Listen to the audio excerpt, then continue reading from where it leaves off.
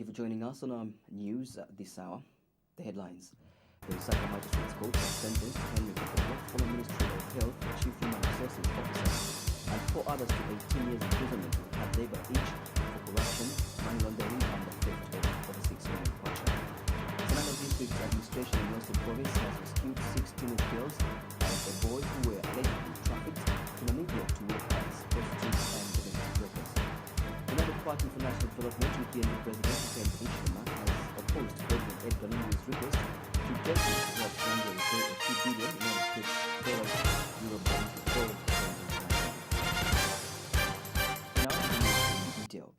The Lusaka Magistrate Court has sentenced Henry Kapoko, former Minister of Health, Chief Human Resources Officer, and 4 others to 18 years imprisonment with hard labor each for corruption, money laundering, and the theft of over 6 million kwacha. The sentence includes 5 years each for theft, 5 years for money laundering, and a further 9 years for theft by public servant. In a ruling that lasted for 2 days, Principal Resident Magistrate Xenobet Zulu convicted Kapoko, aged 45, on 3 accounts, namely Zukas Kauma, 47, Evaristo Msawa, 56, Vincent Luhana, and an internal auditor, Jesper Piri, 46.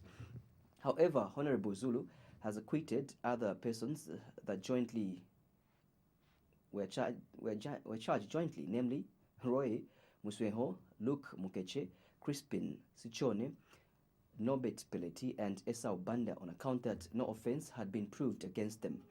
Henry Kapoko and 9 other officials from the Ministry of Health were jointly charged by the Anti-Corruption Commission on 67 counts following investigations conducted by the Anti-Corruption Commission, Zambia Police, and the Drug Enforcement Commission, and were found with a case to answer on 66 counts by the Magistrate Court. Resident Magistrate Zulu, in his ruling, ordered that all convicts' properties and accounts in which stolen money was deposited be forfeited to the state. He also entered a statutory judgment in favor of the Attorney General to recover over 6.8 million kwacha from the convicts, and he said properties include 24 motor vehicles, including BMW, Mercedes-Benz, Nissan truck. Others are 3 houses, 2 lodges, 1 filling station, 5 bank accounts. He ruled that for the money to move in the fashion it did, there was collusion among the 5 convicts, and therefore the 5 were also ordered to pay costs incurred by the state during the whole court process. Resident Magistrate Zulu, however, found that there were hyperactivities in terms of the money Kapoko was depositing into his business and personal bank accounts. He says that Kapoko continued to endorse dubious payments from the Ministry of Health to a named consultancy agency even after he had been transferred to the then Ministry of Local Government and Housing. This was evidenced in the checks and payment vouchers that were found in his house by the investigative wings. He says that it was peculiar that Kapoko was making huge bank deposits. At the same time, he was acquiring high-value motor vehicles and properties. In this 9-year trial, the investigative wings conducted an investigation following the unearthing of a scam involving corruption, theft, and money laundering at the said ministry. This is contained in a statement made available to Q News by Anti-Corruption Commission Public Relations Officer Timothy Mono. United Party for National Development UPND President Hakainde Hichilema has opposed President Edgar Lungu's request to Turkey to help Zambia repay a $3 billion United States euro bond it borrowed from international lenders. Mr. Hichilema says he has been vindicated following his past comments that the Patriotic Front PF is dragging the country into a mountain of debts. Addressing journalists at a media briefing in Lusaka, Mr. Hichilema says his persistent talks that the PF is taking Zambia into a debt trap have come to pass, saying Zambia's debt could have been manageable and government listened to what he was saying. Mr. Hichilema says this is a clear indication that government has failed to attract donor money, describing it as a junk government. You borrowed money, you have failed to pay, you have lined your pockets, then you go around, you are dancing, you say, we are ruling, tuleteka. Absolutely.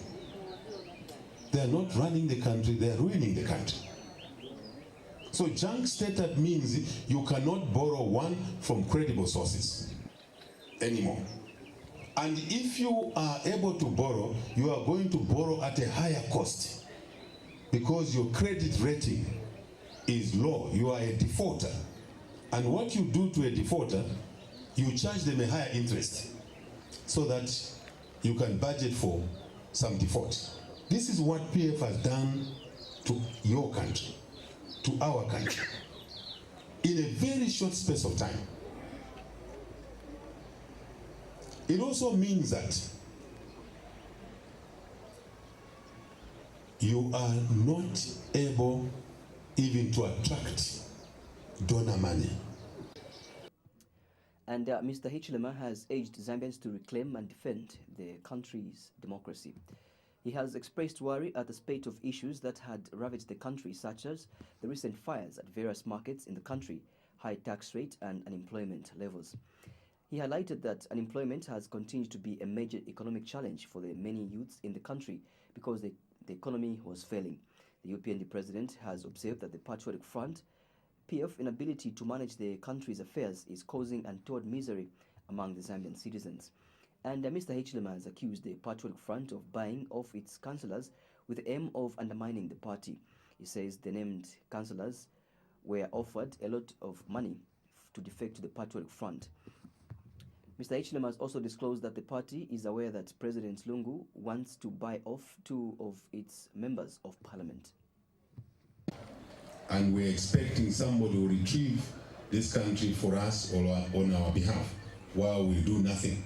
It doesn't work like that.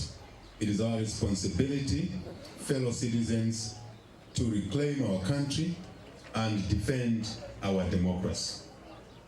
Let us reclaim our country. Let us defend democracy.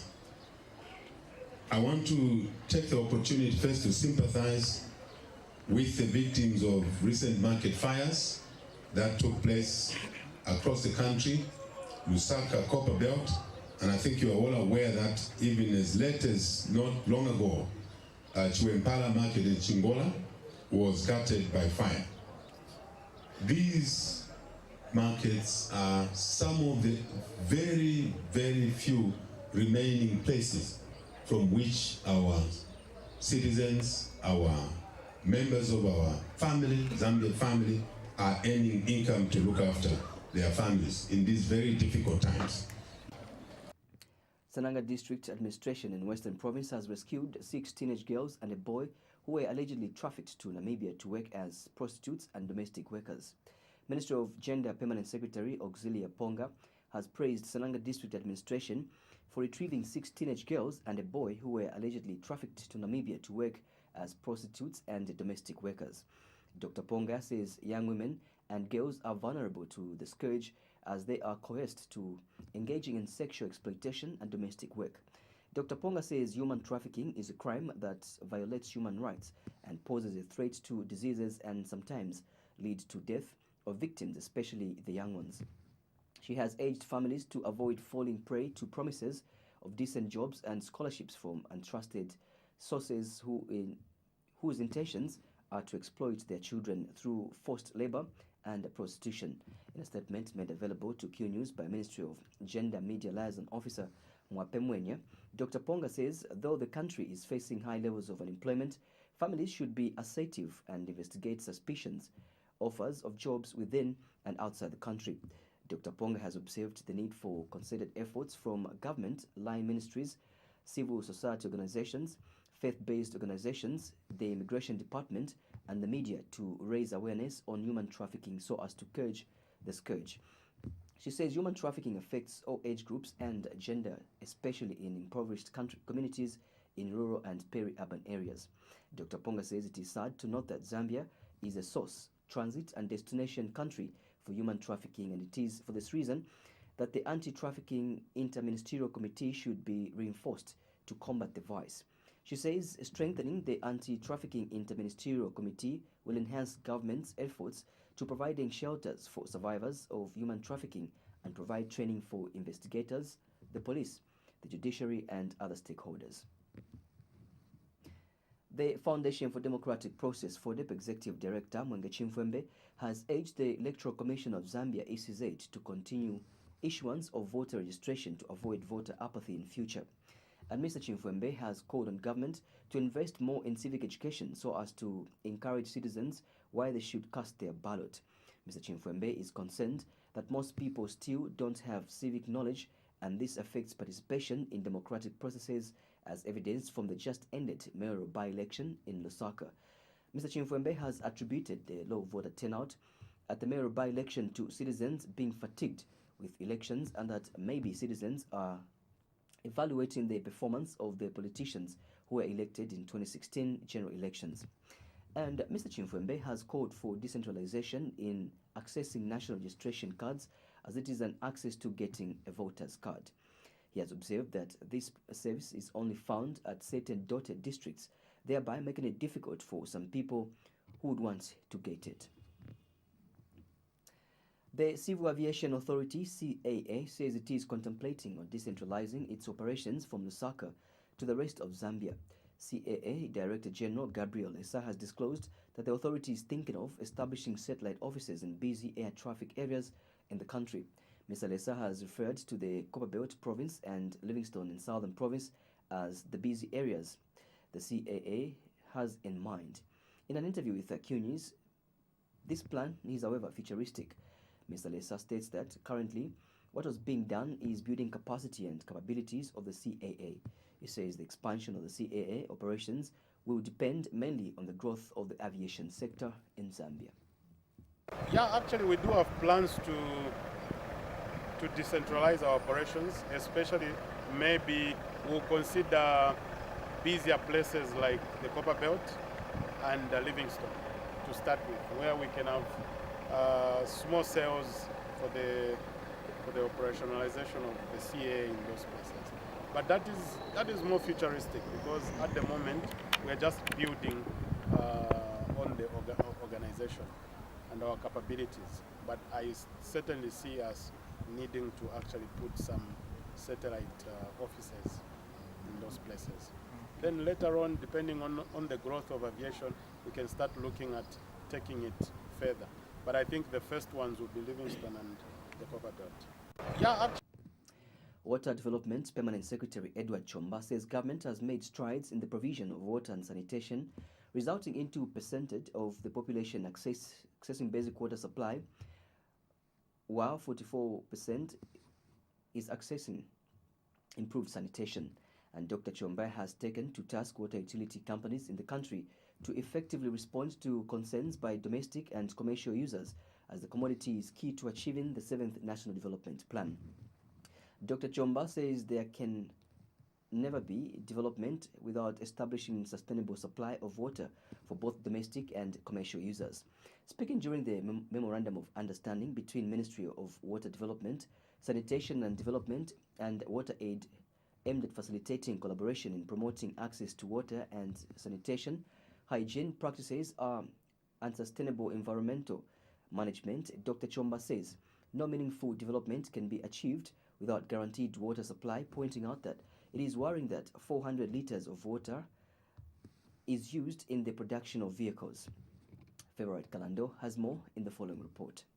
Despite interventions by some stakeholders in the water sector, access to safe water and adequate sanitation in Zambia eludes several communities, a situation that would demand collaboration among government and other partners. Lusaka province is one example of hundreds of communities in Zambia where access to safe water, adequate sanitation and hygiene facilities is still lacking. Many people in the communities practice bad hygiene. But things will turn a new leaf after government and Water Aid signed a memorandum of understanding to facilitate collaboration in promoting access to water and sanitation, hygiene practices, and sustainable environmental management. We have got to start translating the amounts of water that we have, either surface or underground, should translate to the economic undertaking of Zambia. The engineers are here. They can tell us a little bit better. Those engineers in the water sector. We are told, whether true or not, but somewhere error margin, -3, +3, 48% of surface water in the SADC region is housed in Zambia.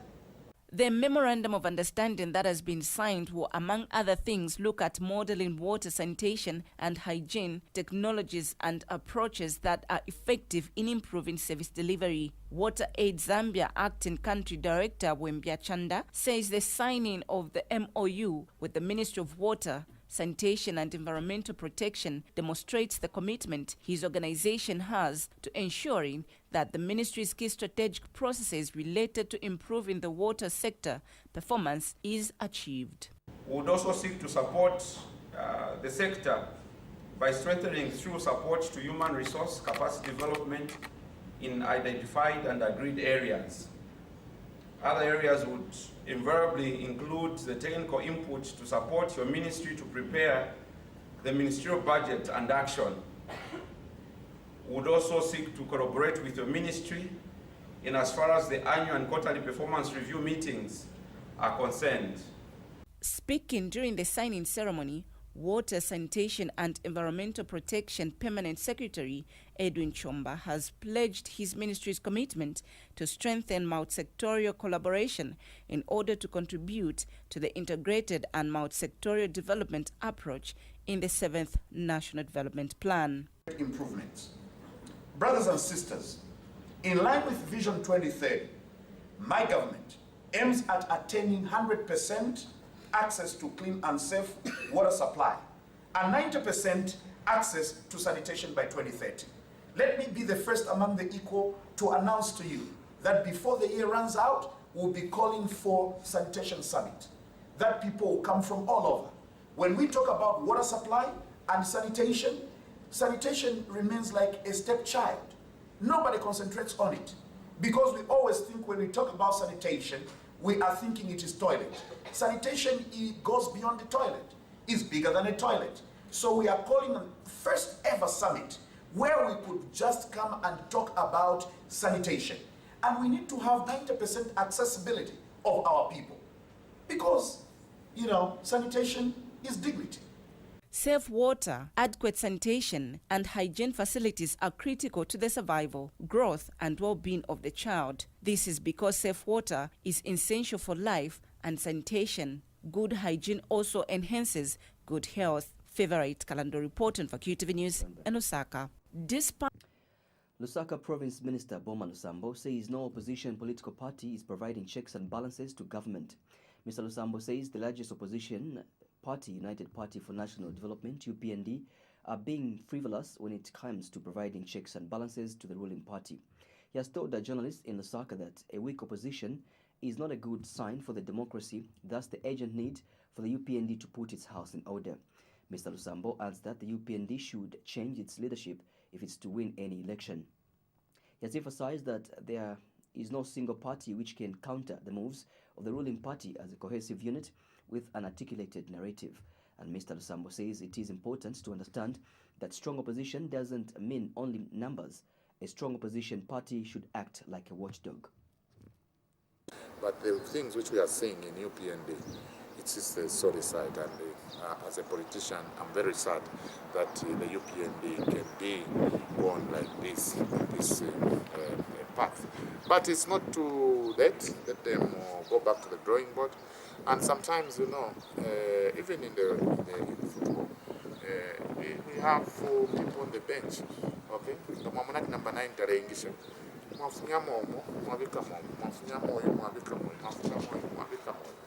If you think to talk about the person of the world, we had politicians in UPND like Anderson, Campbell Amazola, we had like Sanga, we had Sapiba Squatter, but they are not there today.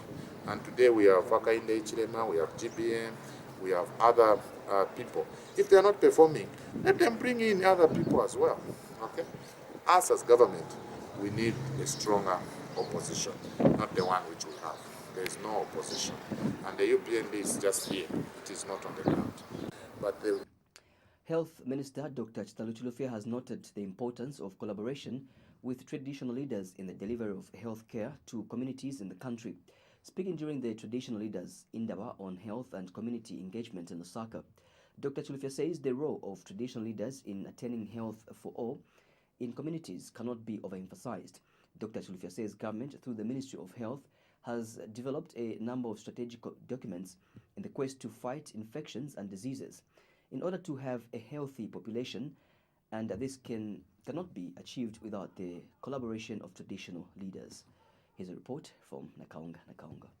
The role of chiefs in provision of healthcare services cannot be overemphasized by virtue of them being the closest to the community, especially in rural areas. It is against this background that the Ministry of Health has today held the 2018 Chiefs Indawa on Health, aimed at enhancing collaborations between the ministry and chiefs across the country. The Indawa, which is being held under the theme Chiefs Providing Leadership for Health and Wellness, Leaving No One Behind, was attended by over 225 chiefs from all 10 provinces of Zambia. The Ministry of Health is the host of this two-day Indawa, and Health Minister Dr. Chilufya officiated. Your Royal Highnesses, I want to emphasize that the health sector has been charged with the responsibility to coordinate that agenda to have a healthy population, to coordinate stakeholders to ensure our people are healthy, to drive our socio-economic development agenda.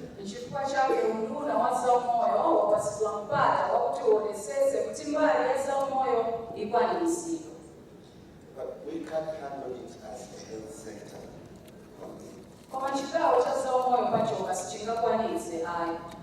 We need to have a multi-sectoral approach, and the key stakeholder in the multi-sectoral approach is the community. The key stakeholder in the multi-sectoral approach are the chiefs.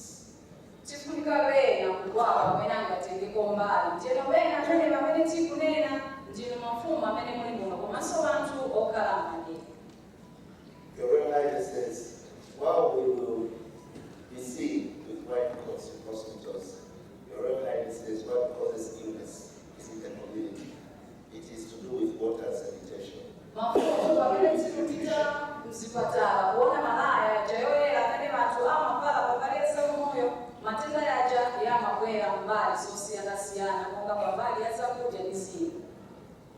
It is to do with nutrition, it is to do with education, it is to do with household income, it is to do with many social determinants of health. Chiefs and Traditional Minister Lawrence Sichalwe was also present. Put simply, when you talk, people listen.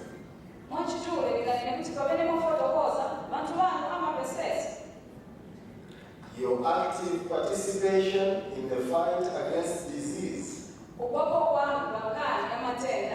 in the nation cannot be overemphasized.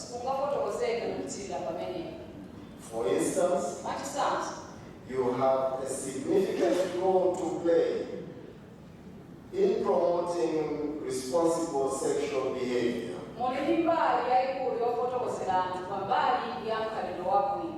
The World Health Organization is an important contributor to the development of the health sector and systems in the country, and it was represented by Dr. Nathan Bakiata, Country Director for the World Health Organization. So on behalf of the United Nations family in Zambia, we applaud the Honorable Ministers for calling the Indawa. And we thank you, Your Royal Highnesses, for heeding our call. Our desire is that in every message you are sharing with your subjects, there will always be a slot on health. Chief Tenance Mwenda, who is Indawa chairperson, spoke on behalf of the traditional leaders. So the Ministry of Health and its multi-sectoral collaborators cannot win this war or its many battles without the cooperation, programming, integration, and leadership of Zambia's royal establishment.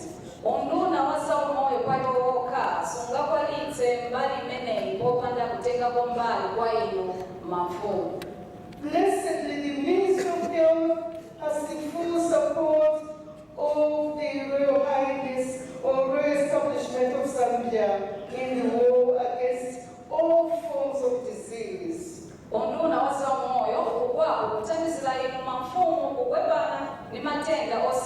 as well as the ministry's various programming initiatives.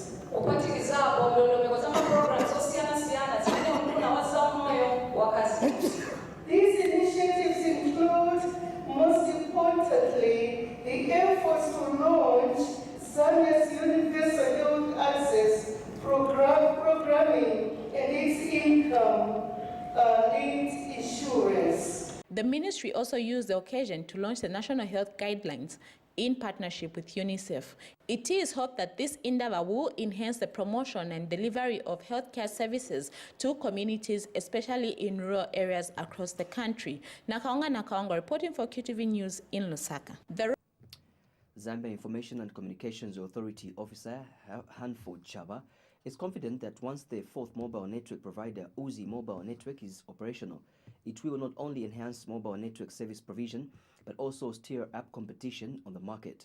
And Mr. Chaba has also revealed that ZICTA will continue conducting quality of service inspections quarterly in a bid to ensure that mobile network providers improve their services. Mr. Chaba has emphasized the need for network mobile service providers to abide by the conditions of their licenses. Uzi Zambia Limited is set to start operations within an investment of over $350 million and the creation of 450 direct jobs. Other mobile network operators already in Zambia's space are Zamtel, MTN, and Airtel. Early this year, Zambia Information and Communications Technology Authority ZICTA Corporate announced that the authority has issued Uzi with a network license. The United Prosperous and Peaceful Zambia UPPZ has accused government of blocking its leader from constructing a clinic for the people of Mulao community in Chikankata district of Southern Province. UPPZ national spokesperson Francis Kope has told Q News that efforts by the party to donate 1,000 pockets of cement was turned down by the government through the District Education Board, DEBS, in Chikankata. Mr. Kope says a team of experts from the party that went to the area not only to make donations but also to see the site where the institution was to be built were blocked. He also adds that the party functionaries that went to charitable work for the people of Mulao, who walk about 10 kilometers to access the health facility, were sent out of the area. Mr. Kope has described the act as unfortunate because his party has been stopped from constructing a crucial clinic for the Mulao community in the remote area of Chikankata district. He says the move is not only barbaric but disappointing to the community, who will suffer the consequences in the near future. We feel, as UPPZ, people of Mulao in Chikankata cannot wait for 2 or 3 years before a clinic which they will access services like antenatal and other services. They shouldn't wait for 5 years. I think we need to help our people if we truly care for these people. That's why the president of the UPPZ, Mr. Charles Chanda, doesn't want to wait for an election time, doesn't want to wait for 2021. He's working, he's trying by all means to do what he can, especially anything that involves the clinic. So it's a sad development on our side as the UPPZ. We feel our colleagues can do better because it's not about politics, it's all about life. In fact, politics should be something that is aimed at improving the lives of the people as opposed to making their lives worse. We feel Lusaka Water and Storage Company Managing Director Jonathan Kampanta says the utility company is losing about 47% of its daily water supply through the leakages and illegal connections.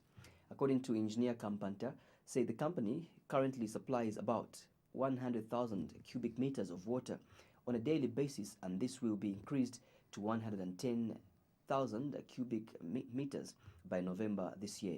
Engineer Kampanta says the company is currently carrying out a database cleanup, and so far inspections have gone through over 100,000 accounts with the aim of reducing commercial losses to 35%. Engineer Kampanta has further disclosed that the replacement of old water pipes will also commence this month when a new contractor under Millennium Challenge account is found.